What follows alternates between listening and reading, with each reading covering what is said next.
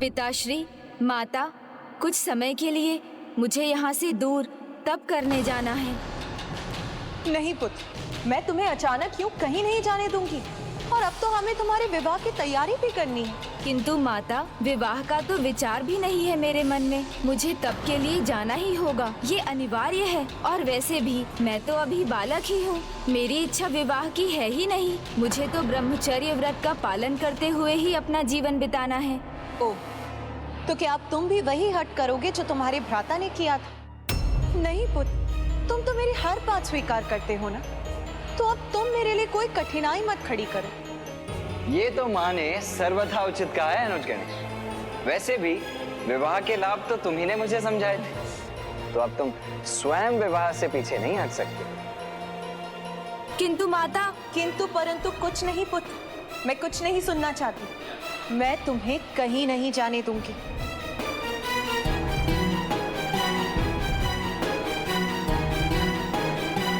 पिताश्री, माता को आप ही समझाइए ना। प्रिय, स्वर्ण भी तप कर ही कुंदन बनता है। चंदन भी घिसने के बाद ही ललाट पर लगाया जा सकता है। कदाचित गणेश का तप भी अकारण न हो, इसलिए हमें उसे रोकना नहीं चाहिए। किंतु इसका विवाह स्वामी, वो कैसे होगा? और ये तो ब्रह्मचर्य का पालन करने की बात कर रहा है। आप चिंता मत कीजिए देवी। कार्तिकेय का विवाह भी तब हुआ था जब वो अपने तप के लिए दक्षिण की दिशा में गया था। तो संभव है अब गणेश के तप से भी इसके विवाह का संयोग उत्पन्न होगा। इसलिए हमें गणेश को अनुमति दे देनी चाहिए। संभव है इसके तप के पीछे संसार का कल्याण छिपा हो। हाँ माता, मुझे अनुमति दे दीजिए ना। मेरा मन तो नहीं करता पुत्र, किंतु मैं तुम्हारे तप में बाधा नहीं बनूंगी। मेरा आशीर्वाद तुम्हारे साथ है पुत्र।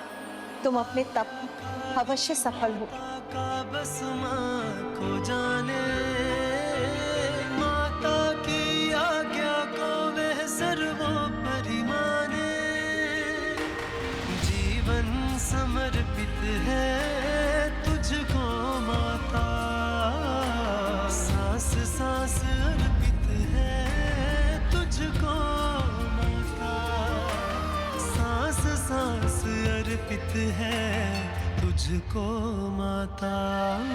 जय प्रथम देवा श्री गणेश, जय विघ्न हरता श्री गणेश। जय प्रथम देवा श्री गणेश, जय विघ्न हरता श्री गणेश। जय गणेश, जय गणेश, जय गणेश, जय गणेश, जय गणेश, जय गणेश, जय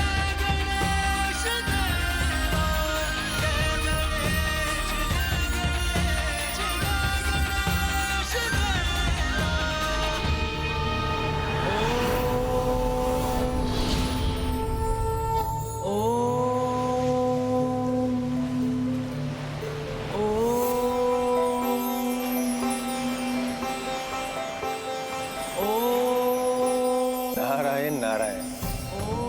ये कौन है तेजस्वी तपस्वी, जिसके तप से सूर्य जैसे तेज का विस्तार हो रहा है?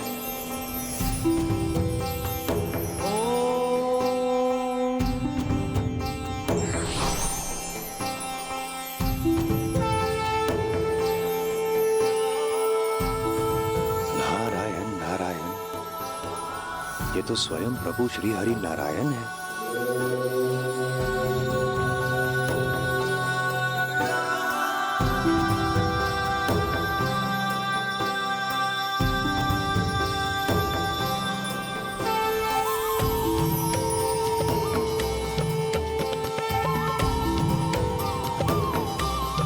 तो प्रभु श्री हरि नारायण नहीं, पंच मुकुटधारी श्री कृष्ण है।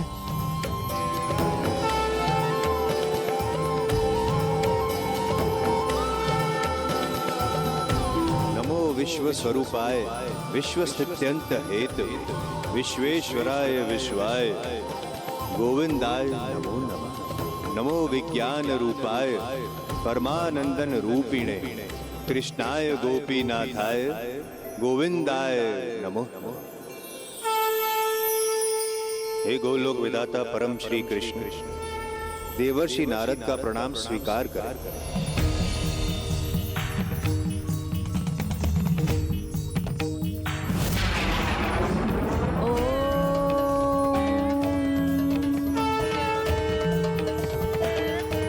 नारायण नारायण, क्षमा कीजिए प्रभु, किंतु आप किस रूप में है ये स्पष्ट ज्ञात क्यों नहीं हो रहा है मुझे।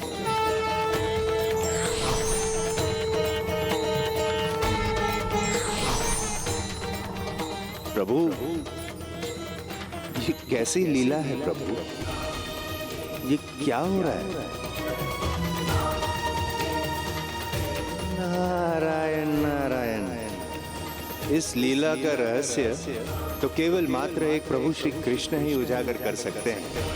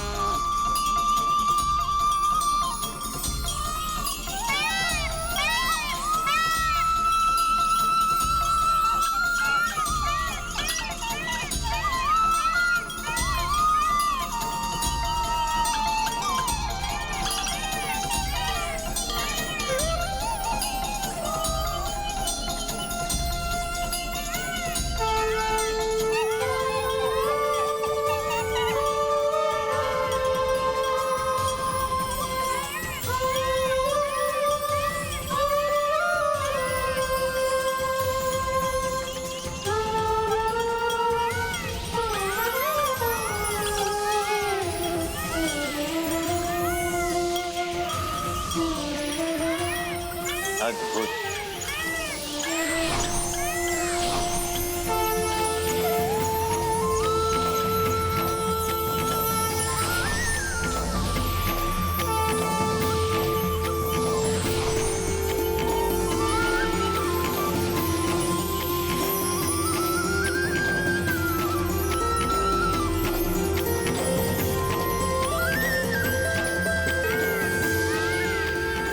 विघ्नेश्वराय वरदाय सुरूप्रियाय लंबोदराय सकलाय जगत हिताय नागाननाय श्रुति यज्ञ विभूषिताय गौरी सुताय गणनाथ नमो नमस्ते। प्रणाम श्री गणेश।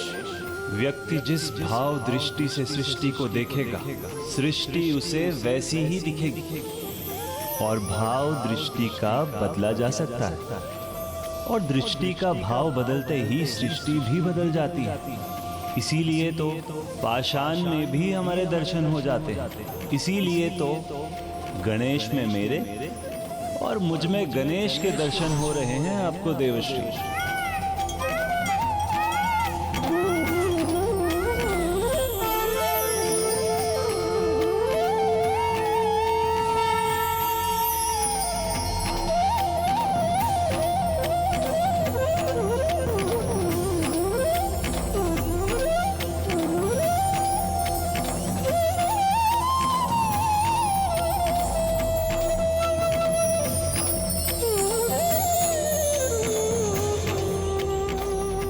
कस्तूरी तिलकम ललाट पटले वक्षस्थले कौस्तुभम नासाग्रे वर्मोक्तिकम करतले वेणु करे कर कंकनम सर्वांगे हरिचंदनम सुललितम।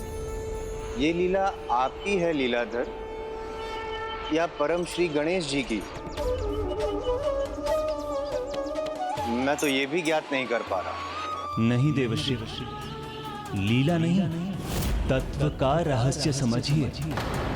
मैं और गणेश एक ही तत्व तो हैं, परंतु नेत्र तो केवल हमें दृष्टि प्रदान करते हैं, किंतु हमारे मन की भावना हमें उसके भी दर्शन करवाती है जिसकी हम कल्पना भी नहीं कर सकते। आपको तो स्मरण होगा देवश्री, माता पार्वती ने पुत्र प्राप्ति की इच्छा से अत्यंत भावुक होकर मेरा स्मरण किया था और मुझसे मेरे ही जैसा पुत्र पाने का वरदान मांगा था। प्रभु, मुझे एक ऐसी संतान का वरदान दीजिए जो ब्रह्मदेव की तरह ज्ञानी हो, आप ही की तरह तेजस्वी और निपुण। मुझ जैसा भला और कोई कैसे हो सकता है, क्योंकि मैं तो मैं ही हूं। इसीलिए गणेश भी मैं हूं और मैं ही गणेश हूं।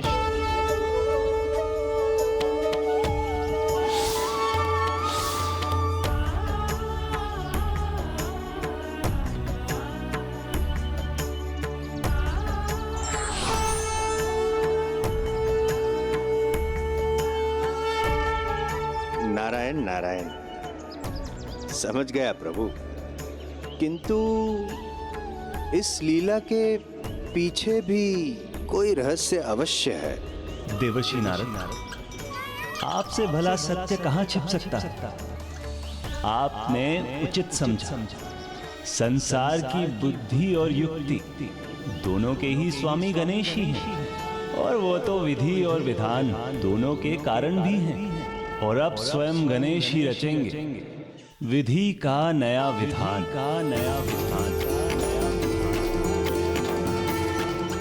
गणेश की ऊर्जा से यहाँ शापों का योग बनेगा और वही शाप कारण बनेंगे मेरे पूर्ण अवतार श्री कृष्ण के लिए और भविष्य में संसार के कल्याण हेतु पवित्र तुलसी पौधे के भी जन्म का और साथ ही संसार को सहज पुण्य का भागी बनाने वाले पवित्र शालिग्राम के अवतरित होने का। और ये सब प्रत्यक्ष और अप्रत्यक्ष रूप से गणेश की तपस्या के कारण ही होगा।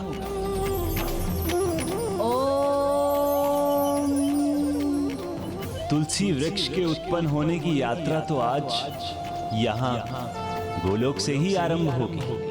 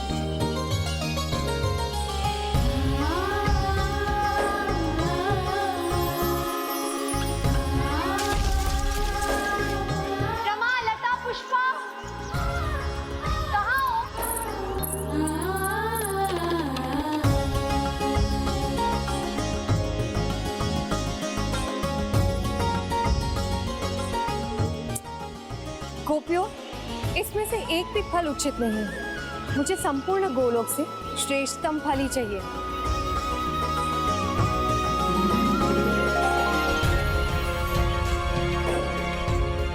गणेश का तप अनुपम ऐसी अनूठी ऊर्जा उत्पन्न कर रहा है जो भावनात्मकता के चरम पर पहुंचकर जागृत हो रही है, क्योंकि स्वयं गणेश का जन्म उनकी माता के वात्सल्य की पुत्र प्राप्ति की प्रबल इच्छा के चरम का परिणाम है। और यहाँ सभी पर इस ऊर्जा का अद्भुत प्रभाव होगा, जिससे उनकी भावनाओं में एक नवीन ज्वान आएगा और फिर जो होगा वो विधि का नवीन विधान होगा।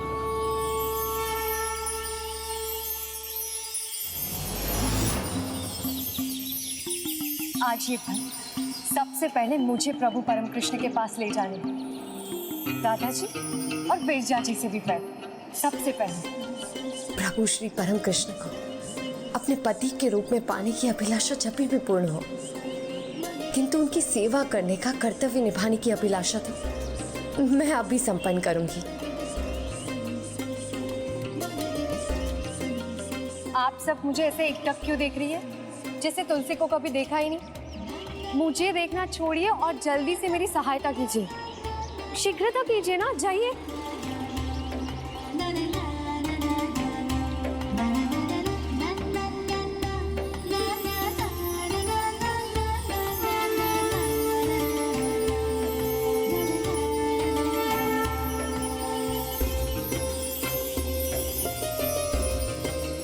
प्रभु। आइए देवी विरजा।